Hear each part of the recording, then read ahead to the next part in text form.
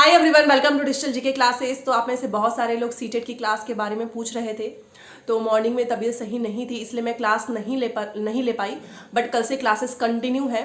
And आज मैं आपको पॉलिटी की क्लास 6 के एनसीईआरटी भेजूंगी, उसका पीडीएफ आप उसे एक बार जरूर देखना, क्योंकि उसकी क्लास लेने का मतलब नहीं है, वो पूरा स्टोरी वाइज लिखा हुआ है, तो आप उसको खुद पढ़ सकते हो एंड आपका टाइम भी बचेगा। ठीक है, तो हम देखते हैं कि कल 7th या 8 का चैप्टर कर लेंगे, नहीं तो क्लास 8 के एनसीईआरटी स्टार्ट करेंगे, क्योंकि इसमें ना पूरा स्टोरी ही दिया हुआ है।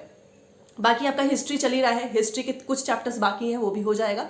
अब बात कर लेते हैं बीपीएससी से रिलेटेड बहुत सारी इंफॉर्मेशन आ रही है। कल प्रेस कॉन्फ्रेंस भी हुआ और अभी मैं आपको कुछ न्यूज़ भी बताने वाली हूँ, आपने देखा भी होगा। बट उसके पहले अगर आप पहली बार आए हैं तो चैनल को सब्सक्राइब करके प्लीज़ वीडियो को लाइक कर दें, सो दैट आपको अपडेट मिलता रहे। टेलीग्राम का लिंक आपको मेरे कमेंट सेक्शन में मिल जाएगा, आप वहां पर ज्वाइन हो जाएंगे तो आपको पीडीएफ वगैरह सारी मैं वहीं पर भेजती हूँ। सबसे पहले जो लेटेस्ट न्यूज़ है वो ये है, दोबारा से एक बीएड अभ्यर्थियों को झटका लगा है। और आपको पता होगा कि पटना हाईकोर्ट में बीएड वर्सेस डीएलएड का मामला चल रहा था। बिहार प्राथमिक शिक्षक भर्ती 6th फेज में जो बीएड नौकरी कर रहे हैं, आई थिंक 2 साल हो भी चुका होगा उनको, एंड उनकी संख्या करीब 22,000 के आसपास है। तो इनको जो चयनित जो अभ्यर्थी हैं उनको बाहर निकालने के लिए जो है याचिका दायर किया गया था, जिसका जजमेंट आज आना था। तो फैसला आ चुका है और जजमेंट की जो ऑर्डर कॉपी है आज शाम तक जो है वेबसाइट पे अपलोड हो जाएगा। आपको पता ही है, जैसे सुप्रीम कोर्ट का आया था कि इन लोगों ने फैसला जो है रिजर्व कर लिया था, एंड सडनली हमको एक दिन में पता चलता है कि बीएड बाहर हो गया है। फिर भी हम लोग वेट करते हैं कि चलो ठीक है, एक बार ऑर्डर कॉपी आ जाए फिर फैसला देखेंगे। ठीक है, तो चीज़ें तो सामने आ ही चुकी थी उस समय भी कि सुप्रीम कोर्ट ने इनवैलिड कर दिया है कि प्राथमिक के लिए केवल डीएलएड वाले ही शामिल होंगे। और फिर रात में जब ऑर्डर कॉपी आई तो उससे सारी चीज़ें क्लियर हो गई। तो सेम आज भी देखो, बहुत सारे लोग बोल रहे हैं कि कुछ लोग तो एकदम क्लियरली बोल रहे हैं कि बाहर हो गया है बीएड, बट अभी तक जो चीज़ें सामने आई है वो ये है कि डिसक्वालीफाई है बीएड, जो है 1 to 5 के लिए डिसक्वालीफाई है, नॉट अलाउ, ये चीज़ें निकली हैं। ठीक है, बट पूरी डिटेल हम ऑर्डर कॉपी में देखेंगे, पूरा 1 by 1 उन्होंने पूरा मेंशन किया ही होगा, तो वो रात तक आ जाएगा, तो आपको मैं अपने चैनल से बता दूंगी। बट हाँ, ये तो है कि बीएड अभ्यर्थियों को एक दोबारा से जो लोग नौकरी कर रहे हैं वो बहुत ज़्यादा टेंशन में है, परेशान में है, क्योंकि आप भी जानते हो कि अगर ये चीज़ें हो जाएंगी तो चाहे मध्य प्रदेश हो, छत्तीसगढ़ हो, चाहे यूपी हो, वहाँ के भी बीएड अभ्यर्थियों के जो है वहाँ संकट की स्थिति उत्पन्न हो जाएगी। ठीक है, क्योंकि आप जानते हो कि एक जगह होता है तो फिर वहाँ का वो लोग ऑर्डर कॉपी ले जाकर दूसरे स्टेट में भी उसी को जो है फॉलो करवाना चाहते हैं।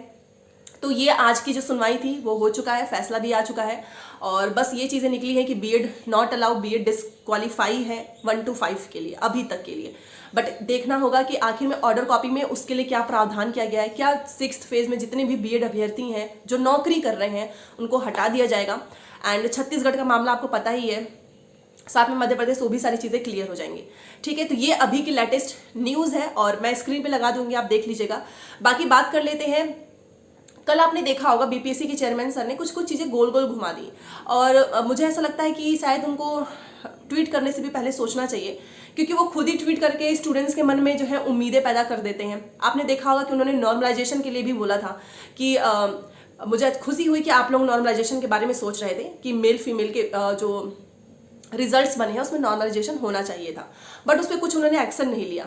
सेम उन्होंने सप्लीमेंट्री रिजल्ट के लिए जो स्टेटमेंट बोली थी, आप सभी को याद होगा, जितने भी बिहार 7th फेज में नौकरी कर रहे हैं या फिर जो वेट कर रहे हैं, उन्होंने एक चीज़ बोली थी कि 1 नहीं 2 नहीं 3 बार अगर निकालना पड़ेगा तो हम सप्लीमेंट्री रिजल्ट निकालेंगे, पूरी सीटों को भरेंगे।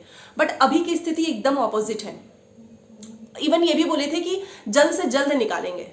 ठीक है, चलो ठीक है, उनकी ये बात सही है कि अगर अभी निकाल देंगे तो नुकसान होगा, कुछ लोगों का चयन हो जाएगा, बट केवल 4800, केवल 4700, ये बहुत ही संख्या कम है। ठीक है, मतलब इतनी कम संख्या। और आपको पता होगा कि आज जो है पता चला है सबसे ज़्यादा शायद मुजफ्फरपुर हो गया, जो बिहार के 2-3 जिला है, समस्तीपुर हो गया, यहाँ से अगर मैं टोटल बताऊँ तो 100 शिक्षकों ने इस्तीफा दिया है, त्याग पत्र दे दिया है बीपीएससी में जो नवनियुक्त हुए थे। ठीक है, नौकरी कर रहे थे, उन्होंने इस्तीफा दे दिया है क्योंकि उनका सिलेक्शन केंद्रीय विद्यालय में या फिर किसी और नौकरी में हो गया है। अब आप सोचिए वो भी सीट खाली।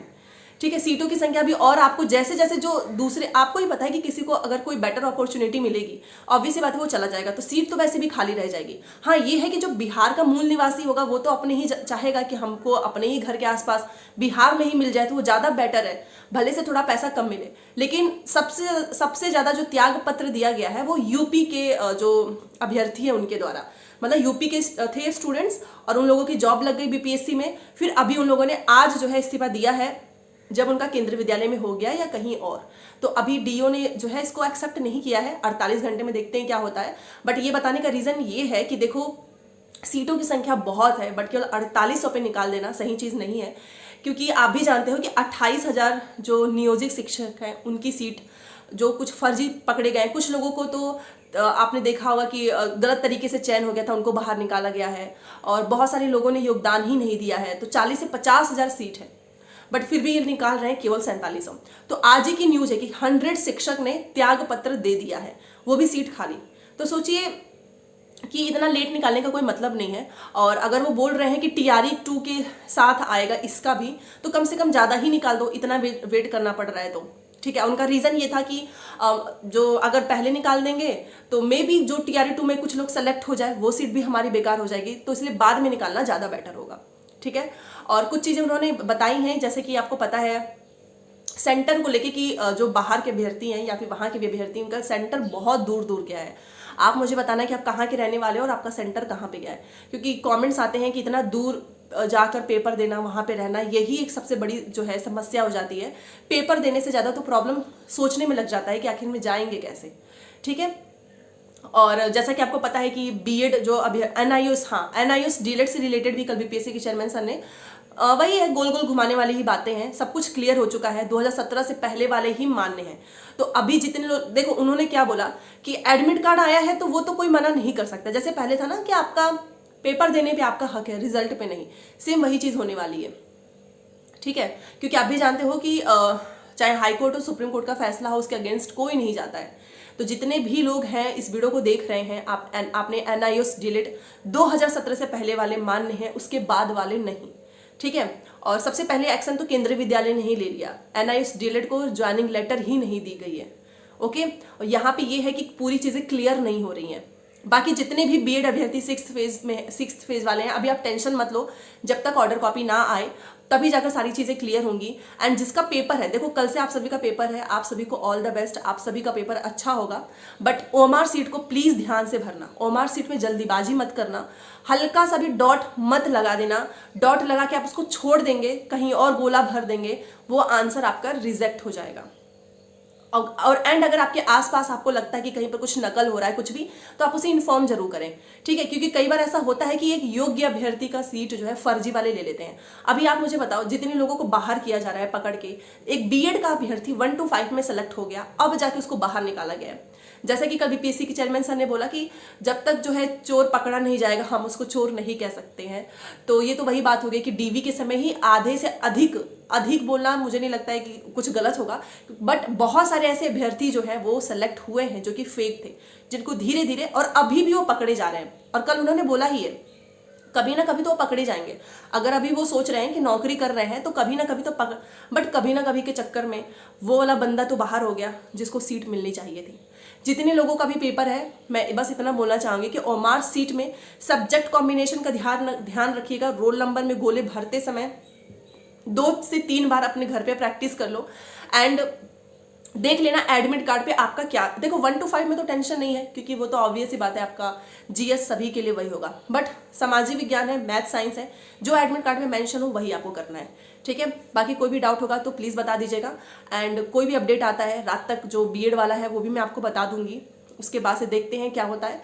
मिलते हैं नेक्स्ट क्लास में। Thanks for watching.